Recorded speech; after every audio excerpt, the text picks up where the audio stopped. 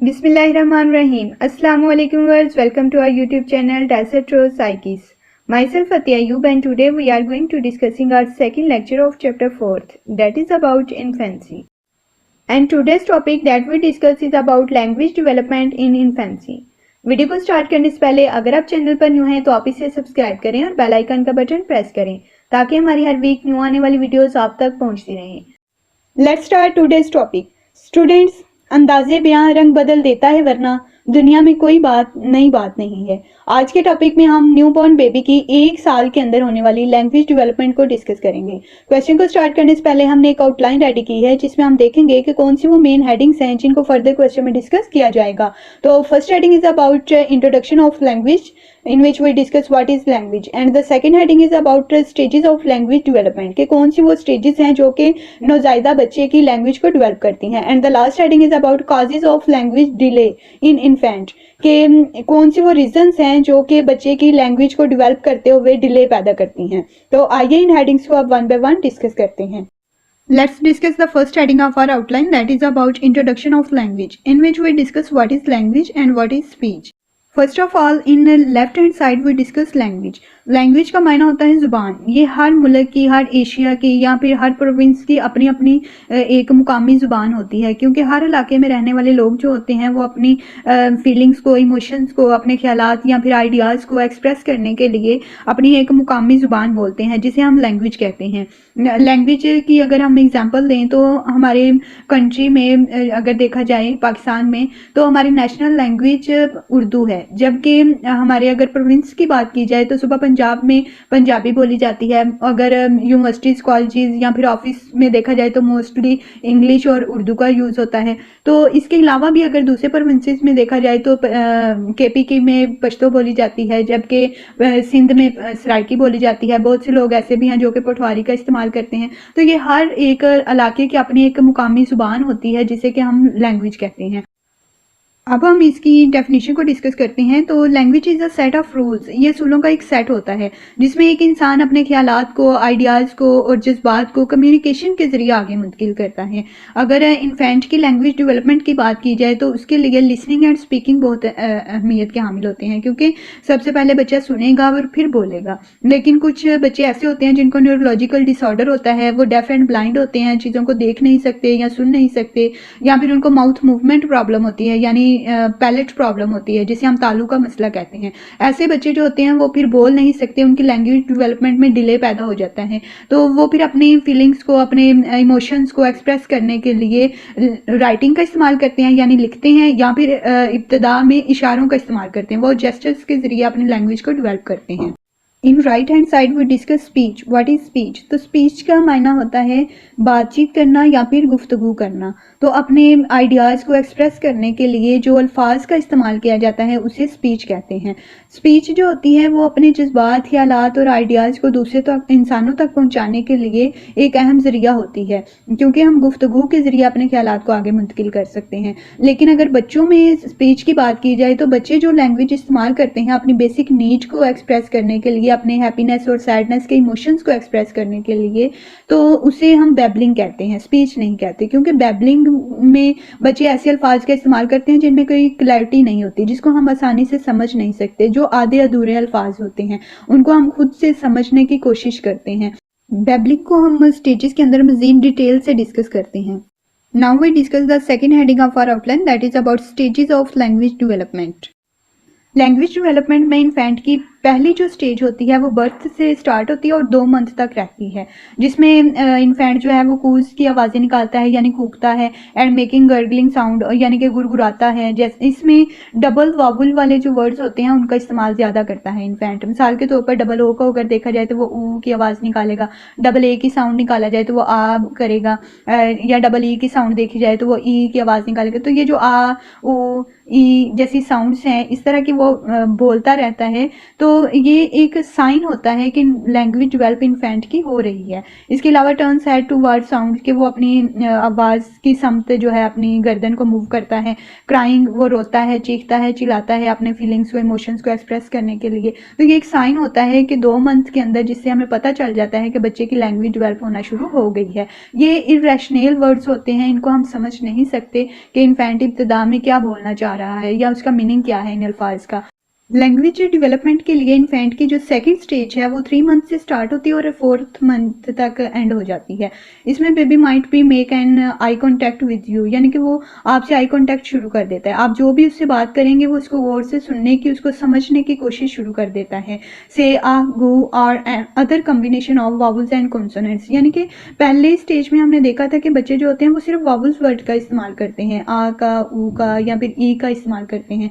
लेकिन इस स्टेज में आकर बेबी जो होता है वो बैबलिंग शुरू कर देता है, यानी बुलबुलाना शुरू कर देता है, जिसमें कॉम्बिनेशन होता है वावल का और कॉन्सोनेंट का। जैसे कि वो गा गा गा, दा दा दा, माँ माँ माँ, इस तरह के आवाज़ जो होते हैं उनकी रेपिटेशन स्टार्ट कर देता है। एक ही वर्ड जो उसकी जुबान पर आ जाएगा उसको बार बार वो दोहराना शुरू कर देता है।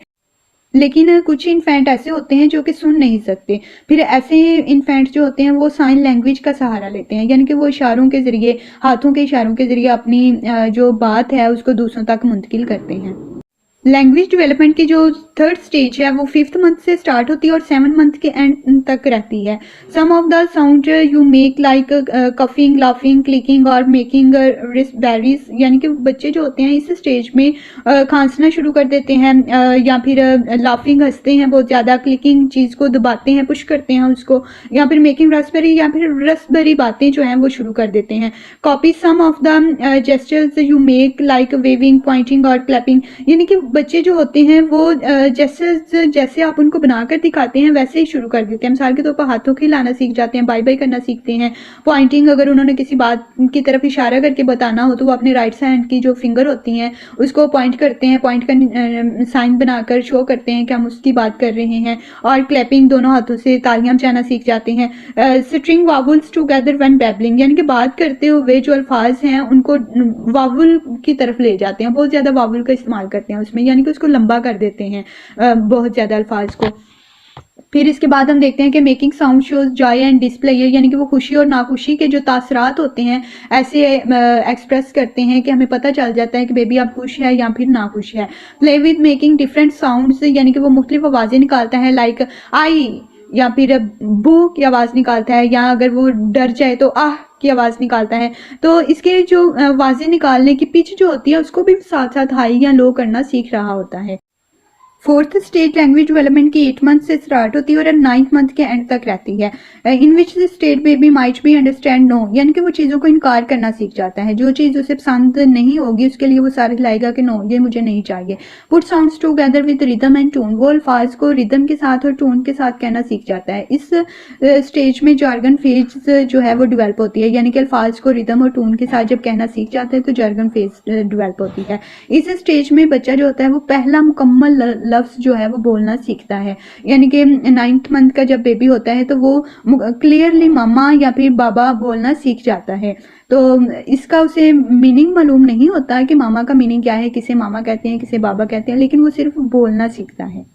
लैंग्वेज डेवलपमेंट की जो 5th स्टेज है वो 10th मंथ से स्टार्ट होती है और 11 मंथ के एंड तक रहती है। इसमें baby might B communicate using noises और जेस्चर्स, यानी कि वो शोर करता है या फिर इशारों का इस्तेमाल करता है with the aim of asking for something, कि अगर उसे कोई चीज़ चाहिए तो वो फिर बहुत ज़्यादा शोर मचाना शुरू करता है कि मुझे ये अभी चाहिए।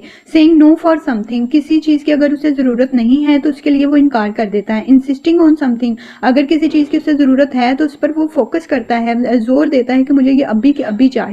और ग्रीटिंग समवन, या फिर मिलना जो है वो किसी से अगर हो तो वो फिर उससे शेक हैंड करना सीख जाता है कि कैसे किसी से मिलना है। आस्किंग फॉर समथिंग, किसी चीज़ के लिए अगर कहना हो, बाय पॉइंटिंग, वो फिर पॉइंट करता है फिंगर से कि मुझे वो चीज़ चाहिए। और by looking at a person, या फिर किसी पर्सन को देखता है कि जो मुझे वो चीज़ ला कर दे दे। Then at something they want, कि मुझे वो चीज़ चाहिए और मुझे फलां पर्सन जो है उसे ला कर दे। ये जो स्टेज होती है इस स्टेज में इन्फेंट 2 से 3 वर्ड जो है वो सीख चुका होता है बोलना। लैंग्वेज डेवलपमेंट की जो 6th स्टेज है वो 12 मंथ से स्टार्ट होती है और 14 मंथ के एंड तक रहती है। इस उम्र में बेबी जो है वो इन्फेंसी से निकलकर टोडलर एज में दाखिल हो चुका होता है, क्योंकि इन्फेंसी की एज जो होती है वो 1 साल तक रहती है। उसके बाद जो उम्र स्टार्ट होती है उसे हम टोडलर एज कहते हैं। तो इस उम्र में बेबी जो होता है वो मेहमानों को रिसीव करना और उनको गुड बाय करना सीख चुका होता है, यानी रिसीव करते वक्त उन्हें पता होता है कि हमें इससे शेक हैंड करनी है और जाते हुए इनको बाय बाय बोलना है। से a few words and know what they mean, यानी कि वो कुछ लफ्ज जो होते हैं वो बोलना सीख चुका होता है और उनको पता होता है कि इनका मतलब क्या है। प्रीवियस जो स्टेजेस थी उसमें उनको पता नहीं होता कि इन जो अल्फाज मैं बोल रहा हूँ उसका मीनिंग क्या है, लेकिन इस उम्र में बच्चा समझ जाता है कि मामा का मतलब क्या है, इसे किसको मामा कहना है, और बाबा का मतलब क्या है, बाबा किसको कहना है, आनी किसको बोलना है। तो वो अल्फाज जो 4-5 या इससे ज़्यादा बोलता है तो उसको उसका मीनिंग भी मालूम होता है। Understand simple instruction such as come here, यानी कि वो इंस्ट्रक्शंस को फॉलो करता है। अगर उसे कोई हदायत दी जाती हैं तो उसको फॉलो करना सीख चुका होता है इन्फेंट। मतलब उसे अगर कहा जाए कम हेयर, यहाँ हो, तो उसको पता होता है कि मैंने यहाँ आना है, बात को मानना है, रूल्स को ओबे करना है। डोंट डू दिस अगर उसे कहा जाए तो उसे पता होता है मुझे इस काम को करने के लिए मना किया गया है तो मैंने इससे बाज रहना है। Recognize some items such as shoe toy, यानी कि वो कुछ आइटम्स ऐसी होती हैं जिनको पहचानना शुरू कर चुका होता है, जो उससे ज़्यादा करीब होती है। मिसाल के तौर पर उससे पहचान हो चुकी होती है कि ये मेरा टॉय है, इससे मैंने खेलना है, ये मेरा शू है, इसको मैंने वेयर करना है। It's time to discuss the last heading of our outline, that is about causes of language delay in infant। इसमें हम डिस्कस करेंगे कि कौन सी वो वजूहात हैं जिनकी बिना पर हमें पता चलता है कि इन्फेंट को लैंग्वेज डेवलपमेंट में डिले का या फिर फेलियर का सामना करना पड़ रहा है। First cause is about hearing loss, यानी कि आवाज़ का ना होना है। बच्चे की आवाज़ का हमें टेस्ट करवाना चाहिए जब पैदा होता है, उसके बाद जिससे हमें पता चल जाता है कि बच्चा सुन सकता है या फिर नहीं सुन सकता। Second cause is about intellectual disability, इसमें बच्चे के अंदर इतनी काबिलियत नहीं होती या इतनी सेंस या अकल नहीं होती कि वो चीज़ों को, जो कॉमन चीज़ें हैं उनको समझ सके। तो इसके लिए फिर बच्चे के अंदर जो स्पीच और लैंग्वेज डिले हैं वो पैदा होती हैं। Third cause is about extreme environmental deprivation, यानी अगर बच्चे को बातचीत वाला माहौल प्रोवाइड ना किया जाए तो फिर लैंग्वेज डिले पैदा होता है। अगर बच्चे को निगलेक्ट कर दिया जाए, उसे एक कोने में पड़ा रहने दिया जाए, उससे कोई गुफ्तगू ना की जाए, तो वो फिर सीखेगा कैसे? क्योंकि छोटे बच्चे जो होते हैं वो ज़्यादा, उनसे अगर बातचीत की जाए, उनसे ज़्यादा गॉसिप की जाए तो वो उतना ही ज़्यादा सीखते हैं। तो जब उसे अगर बातचीत ही नहीं करेंगे तो वो फिर बोलना सीखेगा कैसे? ये भी एक लैंग्वेज डिले की जो है वो रीज़न है। Fourth cause is about pre maturity. Pre maturity का मतलब होता है बच्चे की वक्त से पहले पैदाइश हो जाना। तो इसमें बच्चे को और भी बहुत सारी मिसाइल का सामना करना पड़ता है ऐसे बच्चों को, लेकिन एक जो खामी है वो ये भी है कि उनको लैंग्वेज डेवलपमेंट में डिले का सामना करना पड़ता है। ऐसे बच्चे जो होते हैं वो जल्दी चीज़ों को पिक नहीं करते, चीज़ों को अंडरस्टैंड नहीं करते, फिर इसलिए उनको स्पीच एंड लैंग्वेज प्रॉब्लम्स का या उसमें फेलियर का सामना करना पड़ता है। Fifth cause is about auditory processing disorder, ऐसे बच्चे जो होते हैं उनकी हेयरिंग लॉस होती है या फिर वो डेफ होते हैं, चीज़ों को सुन नहीं सकते। तो जो बच्चे चीज़ों को सुन नहीं सकते वो फिर लैंग्वेज डिले का उनको सामना करना पड़ सकता है। तो इनकी लैंग्वेज को डेवलप किया जा सकता है, मुख्तलिफ थेरेपीज़ का इस्तेमाल करके उनकी स्पीच को, लैंग्वेज को इम्प्रूव कर सकते हैं हम। तो स्टूडेंट्स, ये था हमारा आज का लेक्चर। I hope so you can understand it very well, but if you face any type of difficulty then ask me in comment section. I will try my best to guide you. Thanks for watching, see you in the next video. Till then take care and अल्लाह हाफिज़।